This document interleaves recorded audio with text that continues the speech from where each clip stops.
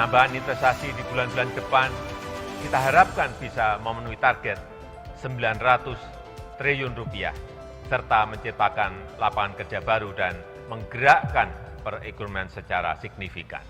Asumsi awal saat ini tadi telah saya sampaikan pertumbuhan ekonomi di kisaran 5,2 hingga 5,8%. Untuk percepatan pembangunan industri, memasuki otomatisasi dan digitalisasi. Dengan sasaran utama, menjadikan Indonesia sebagai 10 negara ekonomi terbesar di dunia pada tahun 2030.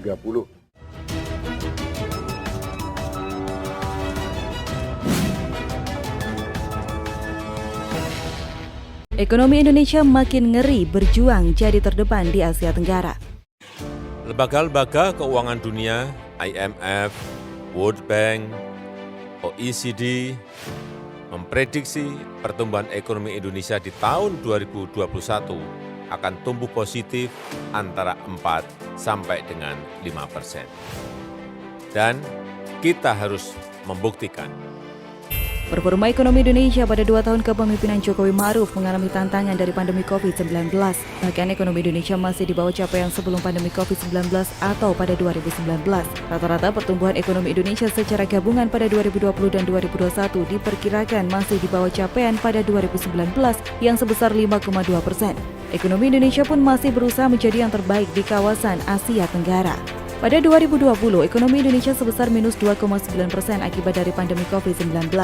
Indonesia menduduki peringkat kedua setelah Vietnam di urutan pertama dari pertumbuhan 5 negara besar di Asia Tenggara.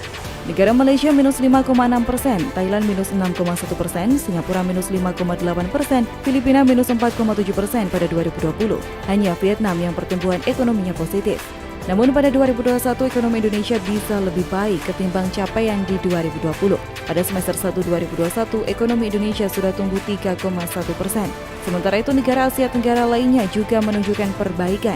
Ekonomi Thailand naik 1,2%, Vietnam naik 5,6%, serta ekonomi Singapura naik 7,7% di semester 1 2021.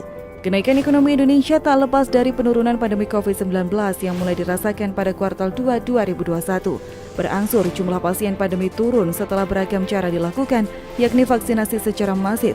Hanya saja faktor pendorong pemulihan ekonomi masih berasal dari ekspor dan investasi di tengah masih lemahnya daya beli dalam negeri. Pendorong ekspor ekonomi Indonesia datang dari kenaikan harga komoditas akibat super cycle yang muncul akibat krisis energi di Eropa dan Tiongkok.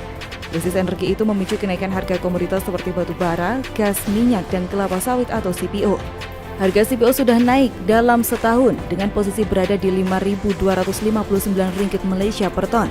Kemudian harga gas sudah naik 113% dalam setahun. Kemudian ada batu bara yang naik sebesar 339% dalam setahun mengikuti kenaikan harga minyak yang naik 99,39% dalam setahun. Kalau kita lihat memang harga batu bara ini memang sempat menyentuh level tertingginya ya. Kalau based on data yang kita lihat itu sempat di level tertingginya itu sekitar medio bulan Juni sampai dengan bulan September di 2018 lalu, harga batu bara sempat menyentuh hampir 120. Beruntungnya Indonesia adalah salah satu produsen batu bara terbesar di dunia. Indonesia menduduki peringkat keempat produsen batu bara di dunia dengan kontribusi batu bara sebesar 6.161 juta ton. Jelas batu bara menjadi salah satu andalan ekspor Indonesia mendulang devisa. Indonesia juga merupakan produsen CPO terbesar di dunia. Berdasarkan data Forbes yang mengolah data dari United States Department of Agriculture pada 2019, 58% kebutuhan CPO dunia dihasilkan dari Indonesia. Urutan kedua adalah Malaysia. Total produksi masing-masing sebesar 42,50 juta ton dan 19 juta ton.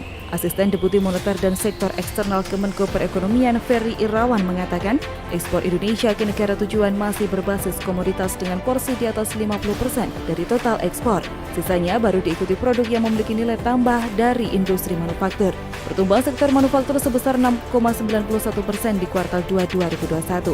Pertumbuhan itu lebih rendah dibandingkan realisasi pertumbuhan ekonomi 7,7%, meskipun sektor manufaktur berkontribusi 20% ke PDB. Namun yang menjadi persoalan adalah kenaikan harga minyak. Indonesia sebagai net importer minyak bisa menaikkan BBM di tengah situasi pandemi COVID-19. Kenaikan BBM di tengah daya beli yang lemah menjadi persoalan tersendiri, karena bisa menekan daya beli masyarakat yang belum pulih dari pandemi COVID-19.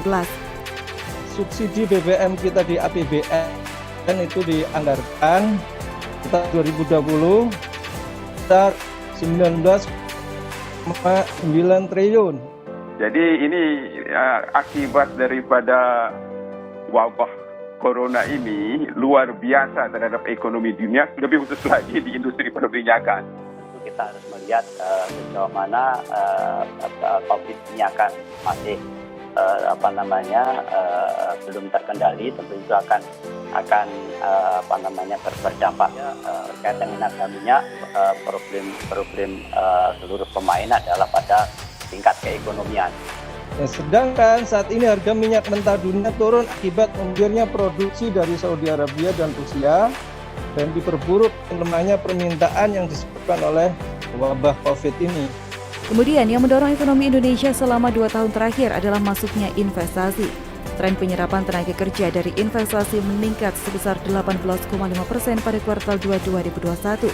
Tercatat penyerapan 311.922 orang tenaga kerja pada kuartal 2 2021 dari 263.109 orang tenaga kerja pada kuartal 2 2020.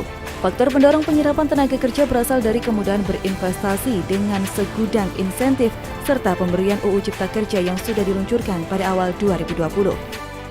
Ini harus kita dorong, dan yang paling penting adalah investasi yang masuk itu yang penyerapan tenaga kerjanya paling tinggi, karena itu adalah PR kita yang utama. Kalau kita lihat berdasarkan angka dari BKPM, di tahun 2016 per 1 triliun penyerapan tenaga kerja kita itu di 2.271, tetapi di 2019 per 1 triliun penyerapan tenaga kerja kita hanya di 1.200. Kenapa? Karena investasinya meningkat, penyerapan tenaganya menurun, karena yang bersifat manufaktur atau yang penyerapan tenaga kerjanya tinggi nggak masuk ke Indonesia. Dengan Undang-Undang Cipta Kerja ini, maka kita harapkan perizinan itu kan menjadi lebih gampang, ya, tidak berbelit-belit lagi, karena kita tahu sebelum Undang-Undang Cipta Kerja itu diundangkan, ada setidaknya 43.733 peraturan pusat maupun daerah yang menghambat iklim usaha dan perizinan Indonesia. Bisa bayangkan dengan perizinan yang begitu banyak. Nah, yang terjadi dalam Undang-Undang 1345 ini prakteknya upah minimum itu bergeser, bukan jadi pengembangan sosial tapi menjadi upah rata-rata. Nah, inilah yang kemudian dikeluhkan oleh sebagian besar pelaku usaha, terutama adalah yang padat karya dan UMKM. Oleh karena itu, cara yang tepat adalah dengan cara mendorong supaya munculnya usaha-usaha baru. Bagaimana caranya? Seperti saya kemukakan tadi, ya buat usaha itu menjadi lebih menarik, perizinannya menjadi gampang, maka itu kehadiran Undang-Undang Cipta Kerja kita harapkan bisa mempercepat investasi di Indonesia. Asumsi awal saat ini tadi telah saya sampaikan pertumbuhan ekonomi di kisaran 5,2 hingga 5,8%. Ini nanti kita harus terus kalibrasi karena pembahasan dengan DPR dengan melihat data-data yang terkini. Menteri Keuangan Sri Mulyani Indrawati mengatakan kinerja ekonomi pada 2022 yang ditargetkan sebesar 5,2% akan ditopang oleh pulihnya konsumsi masyarakat, investasi, dan perdagangan internasional. Tingkat kepercayaan masyarakat yang meningkat akan mendorong kinerja konsumsi dan membaiknya sisi produksi yang menggerakkan perekonomian.